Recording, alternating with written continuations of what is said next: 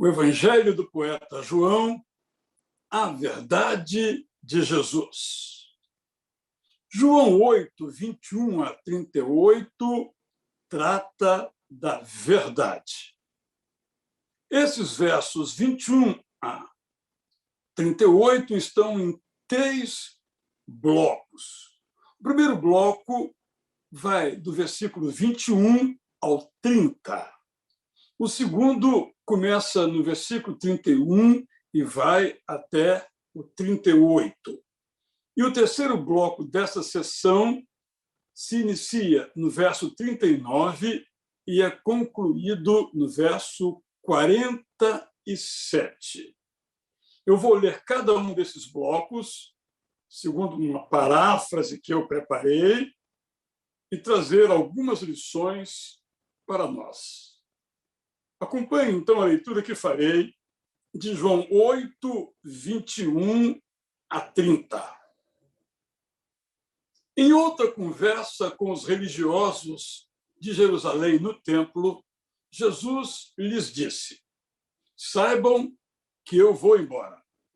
Vocês me procurarão, mas não me encontrarão. Para onde eu vou, vocês não poderão ir, porque não querem se arrepender. Vocês morrerão espiritualmente, porque preferem pecar a crer em mim. Sem entender estas palavras, eles começaram a comentar entre si. Será que ele está pensando em se suicidar? O que ele está querendo nos falar quando diz que nós o procuraremos, mas não o encontraremos? Jesus respondeu: sei que é difícil para vocês me entenderem, porque vocês pensam de um jeito apenas humano. Eu vim do céu. Vocês pensam pequeno, mas eu lhes falo de verdades elevadas. É por isso que continuarão pecando. Repito, que se vocês não crerem em mim como o Messias, morrerão espiritualmente. Eles perguntaram: então nos diga, afinal, quem é você? Jesus repetiu: eu sou quem estou dizendo que eu sou. E vocês são o que tenho dito que vocês são. Mas vocês não acham que eu digo a verdade. Eu só digo a verdade, porque aquele que me enviou diz só a verdade. Saibam todos que eu só digo o que ele me disse. Como continuavam sem entender, Jesus acrescentou: quando vocês me levarem para morrer, saberão que eu sou o Messias e verão que tudo que faço e falo vem do Pai, que é o meu mestre. Jesus disse mais: aquele que me enviou continua comigo. Ele nunca me deixa só e eu só faço o que é agradável para ele. Depois dessas palavras, muitas pessoas creram em Jesus como o Messias. O problema dos contemporâneos de Jesus era pensar pequeno, pensar apenas segundo a tradição que tinham recebido. Estava sempre esse grupo de pessoas na defesa dos seus interesses. Esses religiosos não pensavam espiritualmente. E Jesus só pode ser compreendido espiritualmente. Quando compreendemos espiritualmente a Jesus, nós aprendemos algumas coisas, entre elas eu quero mencionar 3. Compreendendo Jesus espiritualmente, nós entendemos que ele morreu em nosso lugar. A morte de Jesus em nosso lugar nos iguala em nossas necessidades e nos iguala em nossos relacionamentos. Se Jesus morreu em nosso lugar, todos precisamos da salvação que vem por meio dessa morte. Quando, em segundo lugar, olhamos para Jesus de um modo espiritual, nós aprendemos que Jesus tinha certeza da companhia do Pai. Logo, nós também podemos aplicar isso em nossas vidas e também podemos ter certeza que nunca estamos sozinhos, mesmo que nos sintamos sozinhos. Essa certeza nos dá uma confiança para vivenciar a nossa missão. Eu tenho tido a doce experiência de mentorear algumas pessoas da igreja que voluntariamente accederam ao meu convite. Nessa turma, agora, a turma número 3, nesta semana, nós tratamos da missão. E depois, então, do vídeo, do texto orientativo, eu perguntei ao vivo para eles via Zoom: qual é a sua missão? E aí nós obtivemos algumas respostas. Algumas eu dizia: publica no grupo, isso mesmo, essa é a sua missão. Mas outros eu disse: você não escreveu a sua missão, você escreveu as suas tarefas, você escreveu os seus objetivos. Porque, irmãos, tarefas mudam, estratégias mudam, mas a nossa missão, não. Nós temos uma missão, você tem uma missão. E a certeza da companhia do Pai, comigo, com você, garante que podemos realizá-la e viver na perspectiva da missão. Eu aqui, então, lhe pergunto: qual é a sua missão? Quando, em terceiro lugar, nós olhamos para Jesus de um modo espiritual, nós entendemos que Jesus pensava grande e elevadamente. Nós também podemos pensar grande. Nós podemos desejar coisas boas e grandes. Nós podemos pensar de um modo elevado, não apenas de um modo tão humano como nós temos pensado. Nós, para usar a expressão do apóstolo Paulo, podemos pensar de um modo que não seja apenas com o ventre, mas com a nossa cabeça no céu. Se eu pudesse fazer uma imagem, nós podemos pensar com os pés no chão, mas daqui para frente encobertos pela glória de Deus, pela Shekinah de Deus, pela presença de Deus. Isso é pensar grande. Jesus morreu em nosso lugar. Eu e você precisamos da salvação que a cruz nos oferece. Você já recebeu a salvação da cruz? Se recebeu, fez a melhor escolha da sua vida. Mas se está pensando, não foi ainda perdoado por Jesus na cruz.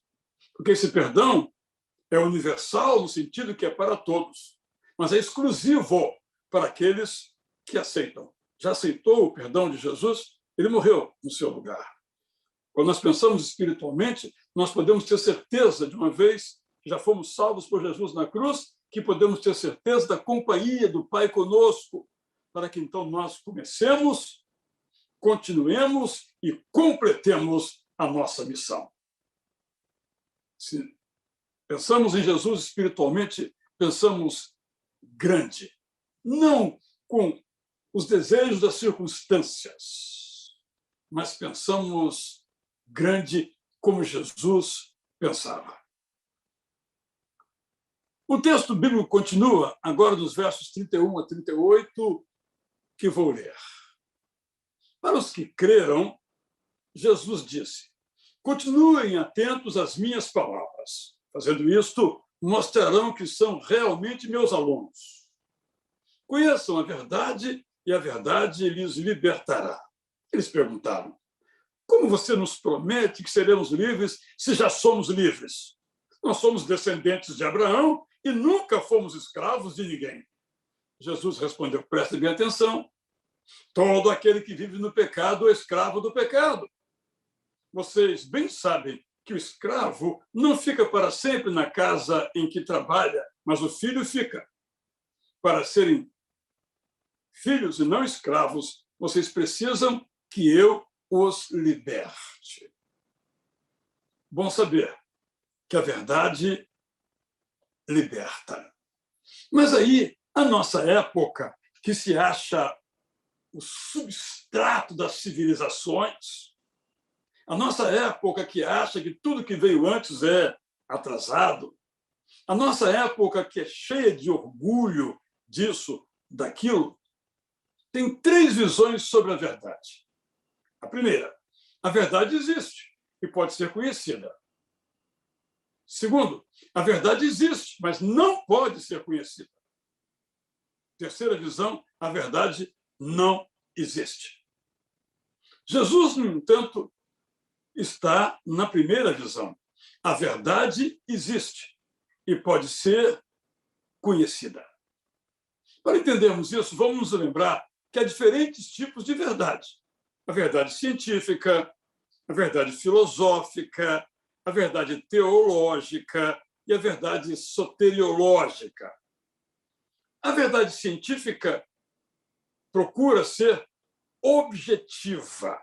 E o máximo que ela consegue é um consenso entre os pesquisadores, segundo as regras definidas, e uma delas é que uma experiência, para ser validada, tem que ser repetida em outros lugares por outros cientistas.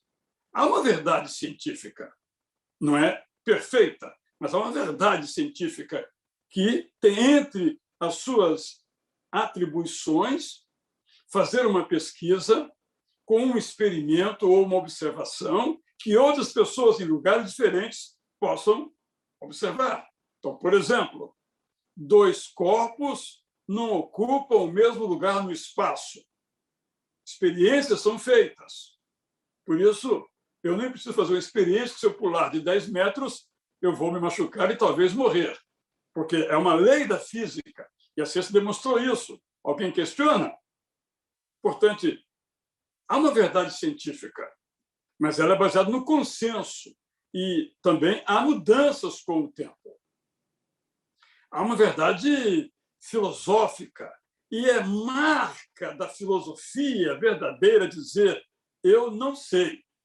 Filosofia é dúvida, faz parte da constituição, do modo de ser, do modo de pensar filosoficamente. E há a verdade teológica, que sempre interpreta a Bíblia. E essa interpretação de um livro que é infalível pode ser falível. E há a verdade soteriológica, a verdade sobre a salvação, a verdade sobre Jesus, a verdade Jesus. Este é o nosso ponto, então. Estamos falando aqui, quando Jesus diz que conheçam a verdade lhes libertará, ele está falando da verdade soteriológica, da verdade que é ele mesmo. Por que Jesus é a verdade? Jesus é a verdade porque o Deus eterno o enviou. Jesus é a verdade porque ele foi completamente fiel ao Pai que o enviou. Jesus é a verdade porque ele fala integralmente a palavra de Deus. Jesus é a verdade porque ele é Deus. Eu sou. Assim como no Antigo Testamento nós ouvimos o Deus Pai dizendo eu sou, Jesus também diz no Evangelho de João várias vezes eu sou. Jesus dizia que portava a verdade, que dizia a verdade e que ele mesmo era a verdade. Quando nós aceitamos Jesus como a verdade, ele nos livra da mentira sobre nós mesmos. Ele nos livra do poder das circunstâncias. Ele nos livra do vício. Ele nos livra da morte espiritual. Eu vou me deter um pouquinho em cada uma dessas frases. Quando aceitamos que Jesus é a verdade, aceitamos a verdade chamada Jesus, Jesus nos livra das mentiras sobre nós mesmos, de nossa autoconfiança excessiva ou de nossa autoestima muito baixa. Porque a verdade, Jesus nos diz que nós somos amados pelo Pai Eterno. Quando aceitamos como nossa essa verdade, que é Jesus, Jesus nos livra do poder das circunstâncias, inclusive das circunstâncias do jogo político, que se realiza no tudo pelo poder ou tudo pelo dinheiro. É muito interessante que muitas pessoas, logo depois sabemos, apoiam este ou aquele movimento, esta ou aquela ideologia, esta ou aquela proposta para ganhar dinheiro. Por isso eu gosto muito de um bordão que é antigo e está atualmente num programa de televisão, que diz: siga o dinheiro.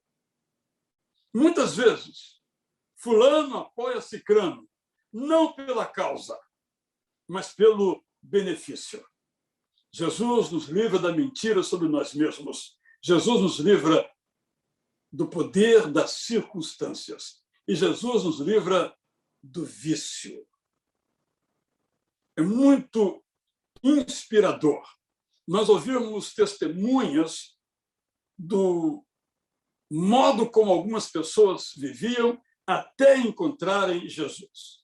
E o testemunho mais comum que nós ouvimos dessas pessoas é a seguinte: eu vivia na dependência química, alcoólica ou qualquer outra, mas aí eu conheci Jesus e a minha vida mudou completamente.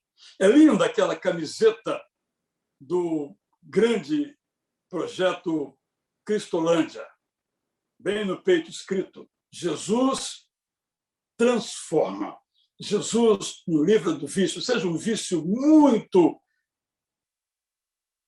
ruim nas suas consequências, seja um vício de menos consequências, é vício.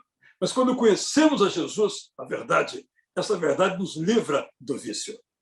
Quando conhecemos a Jesus, ele nos livra da morte espiritual.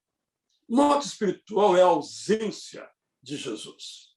E vida espiritual é eternidade com Jesus. Eu espero que você já tenha feito a escolha pela verdade. Nós devemos seguir a verdade chamada Jesus, porque Jesus revela quem é Deus. Deus de amor sublime. Jesus nos conduz à salvação, eterna salvação. Devemos seguir a verdade que é Jesus, porque Jesus nos faz bem em todos os sentidos. Esse é um desafio que eu, às vezes, faço a mim mesmo e quero novamente fazer a você. Há alguma coisa que Jesus tenha vivido, alguma coisa que Jesus tenha proposto, que lhe tenha feito mal? Não. Mas o contrário é verdadeiro. Todas as vezes que eu faço aquilo que Jesus não viveu e não ensinou, eu colho frutos ruins.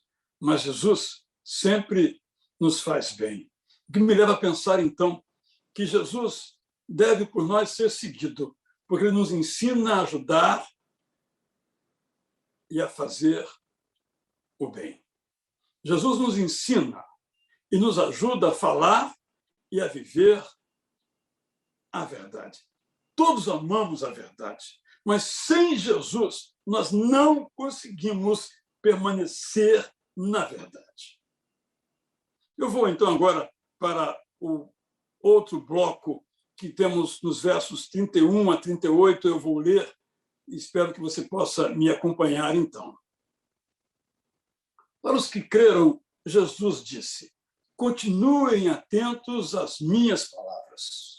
Fazendo isto, vocês mostrarão que são realmente meus alunos. Conheço a verdade lhes libertará. E o texto, então, prossegue como eu já li. Eu quero dizer, então, o seguinte: o nosso compromisso com a verdade só é possível no discipulado. Fora disso, mentiremos para ganhar dinheiro, mentiremos para fazer adeptos, mentiremos para encher igrejas. O verso 30 nos diz que muitos creram em Jesus, mas o verso 31 mostra que eles precisavam se tornar discípulos. Na minha paráfrase, eu usei alunos. Aquele filme The Chosen, que alguns têm assistido, está agora em novas temporadas, ainda só em inglês, mas logo vão fazer a versão, sempre chama os discípulos de Jesus de alunos. É uma boa ideia. Mas vamos falar aqui em discípulos. Você está sendo discipulado por Jesus? Quando é que nós somos discipulados? Eu estou totalmente convencido que, sem essa perspectiva, nós não vamos a lugar algum. Muitos de nós somos salvos por Jesus. Fomos salvos por Jesus. Mas não estamos sendo discipulados. Quando nós lemos a segunda carta de Paulo aos Coríntios, a magnífica carta, tanto quanto a primeira, que é suprassumo da vida, se não leu, leia, nós aprendemos que o apóstolo Paulo, no capítulo 5, fala da obra da reconciliação, chegando a dizer que essa obra reconciliadora nos constrange, é forte sobre nós. Mas ele começa o capítulo 6 falando aos coríntios que aquele era o tempo de salvação. Como se já eram salvos? O problema dos coríntios e o problema de muitos cristãos hoje, alguns até membros de igrejas, é que eles nunca foram discipulados, não estão sendo discipulados. Alguns tiveram o privilégio, como é em nossa igreja, de participar de muitos programas de discipulado, preparação para o batismo. Mas há muitas pessoas que não continuam discipulado. Param ali. Foram batizados, param. Então, eu quero dizer algumas palavras aqui, respondendo à seguinte pergunta. Quando nós somos discipulados? Eu quero que você responda se você está sendo discipulado. Primeiro, nós estamos sendo discipulados quando lemos e praticamos as Escrituras. Eu ouso dizer que nunca lemos tanto as Escrituras e nunca praticamos tão pouco as Escrituras. Eu estou incluído aí. Ser um discípulo de Jesus é ser um leitor das Escrituras e um praticante dessas Escrituras. Você faz parte desse seleto grupo de cristãos? Infelizmente, seleto grupo. Porque todos os cristãos deviam ler e buscar praticar as Escrituras. Você está nesse grupo? Você lê regularmente as Escrituras? Esse livro magnífico, hoje pela manhã, eu tive mais uma experiência para demonstrar a riqueza dessa Bíblia. Por volta de 5h30, alguém fez um contato comigo, o pastor Lécio Dornas. Começamos a conversar sobre o que vamos pregar hoje.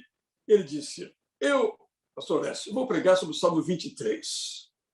Aí ele disse, você sabia que a palavra para pastor ali é verbo e não substantivo? Aí eu fui conferir, e de fato tem os dois sentidos, mas o sentido de verbo muda tudo, disse Lécio com toda a razão. Olha, o Salmo 23, sobre o qual você já ouviu tanto, eu já falei tanto sobre, ainda aprendemos com ele o significado, quanto mais a prática. Esse prazer, esta alegria de descobrir coisas, palavras, ideias. Hoje, nosso programa Momentos com Cristo, eu formulei a pergunta, e a pergunta é a seguinte: por quanto em dinheiro Dalila traiu Sansão? Que eu confesso ao irmão, eu já li essa história muitas vezes, mas só há uns 2 anos, fazendo uma viagem de carro com um de nossos irmãos, ele ouvia a Bíblia em voz alta na voz do já referido aqui hoje, Cornélio Augusto. E aí eu falei, volta. E voltou lá o CD. Eu nunca tinha percebido que Dalila traiu a Sansão por um volume de dinheiro, que eu não posso dizer aqui agora qual, porque é a pergunta da semana no Momentos com Cristo. Todo dia estamos descobrindo coisas novas, mas para descobrir coisas novas, ela não pode ficar fechadinha, não. Tem que ser aberta e lida e praticada. Nós estamos sendo discipulados quando nós temos interesses por coisas espirituais mais do que sobre quaisquer outros assuntos. Vou dar um exemplo aqui muito prático.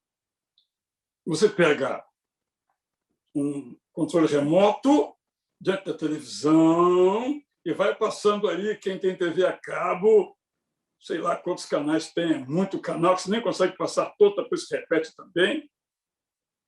Onde é que você para? Onde é que você para? O que lhe interessa na televisão? Estou dando um exemplo. O que lhe interessa? A vida alheia? As celebridades? O futebol? O que lhe interessa? O que você para quando está vendo televisão? Acho que essa é uma pergunta. É claro que, muito raramente, você vai parar num programa que atenda a essas perspectivas que estamos mencionando aqui, mas também tem. Então, minha pergunta, repito, nós estamos sendo discipulados quando os nossos interesses para conhecer, conviver, são de natureza espiritual. Não, de novo, apóstolo Paulo, do ventre. Temos hoje uma avalanche de programas de culinária. Ótimo, nada contra isso. Mas só isso que nós vemos. Não estou apenas falando de televisão, estou usando para ilustrar. Você tem interesses espirituais, ou só em ganhar dinheiro, ou só se divertir? Quais são os seus interesses na vida? Isso é discipulado. Terceiro, nós estamos sendo discipulados quando entramos em algum processo de mentoria, de discipulado, com o mentor, com outras pessoas. Mas isso tem que ser permanente. Tem ocorrido conosco. Começamos com uma turma de mentoria, depois uma segunda turma, estamos na terceira agora. E aquela primeira e a segunda turma disseram, nós temos que continuar. Eles continuam. O pastor Samir é o mentor lá, junto com outros colegas de jornada.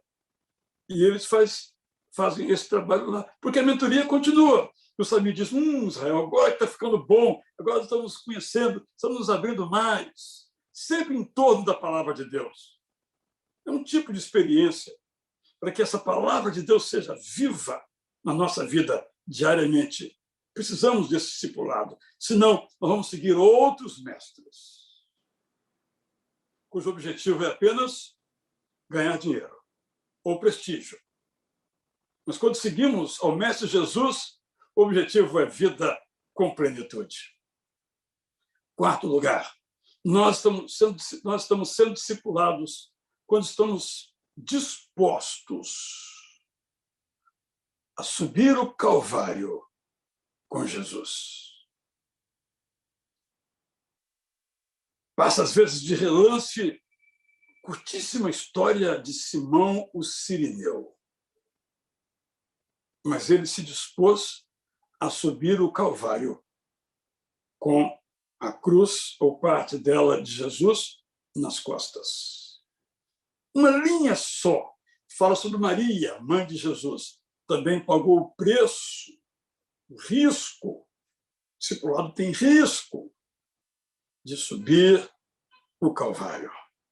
Nessa mesma linha, se fala de João, discípulo amado de Jesus, que também se dispôs a subir o Calvário. Eu sei que essas palavras não fazem sucesso. Nós queremos um outro tipo de discipulado, que nos dê mais poder espiritual ou material. Mas esse não é o discipulado de Jesus.